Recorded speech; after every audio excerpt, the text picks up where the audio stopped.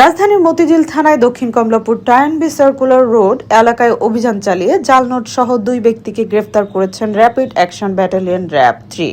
বুধবার 13 মে রাত 9:30টার দিকে এই অভিযান পরিচালনা করা হয় একটি সাইবার নেট ক্যাফে ও মোবাইল টেলিকম সেন্টারে। অভিযানে অভিযুক্ত ব্যক্তির কাছ থেকে জাল নোট তৈরির কাজে ব্যবহৃত বিভিন্ন সরঞ্জাম উদ্ধার করা হয়েছে বলে জানিয়েছে সংশ্লিষ্ট সূত্র। অভিযানে ঘটনাস্থল থেকে জাল নোটের নমুনাও জব্দ করা হয়েছে। উদ্ধারকৃত সামগ্রীর মধ্যে ছিল প্রিন্টার, বিশেষ কাগজ, কালারিং ও জাল নোট তৈরির অন্যান্য উপকরণ। গ্রেফতারকৃতরা প্রযুক্তির সহায়তায় অত্যন্ত গোপনে এই কার্যক্রম পরিচালনা করেছিল বলে ধারণা করা হয়েছে।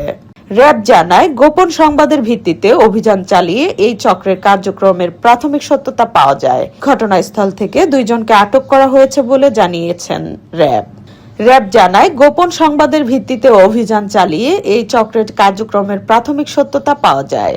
ঘটনাস্থল থেকে 2 জনকে আটক করা হয়েছে বলেও জানা গেছে। এই ঘটনায় আইনগত ব্যবস্থা প্রক্রিয়াধীন রয়েছে বলে জানিয়েছেন র্যাব প্রশাসন। বাংলার কণ্ঠ নিউজ।